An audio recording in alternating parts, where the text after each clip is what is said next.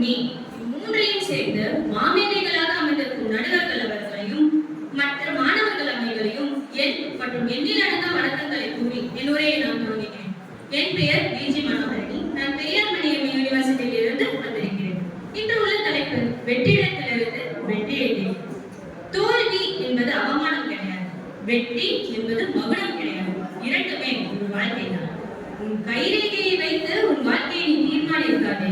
ஏனென்றால் கையே இல்லாதவனுக்கு கூட ஒரு எதிர்காலம் என்ற அப்துல் கலாமின் வார்த்தை கிணங்க நான் அவரை வாழ்க்கையை வளராலே வைத்தே ஒரு கடையை சொல்கிறேன்.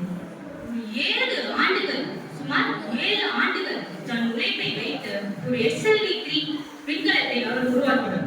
அன்று அந்த விண்கலம் விண்ணிற்கு ஏவப்படக்கூடிய ஒரு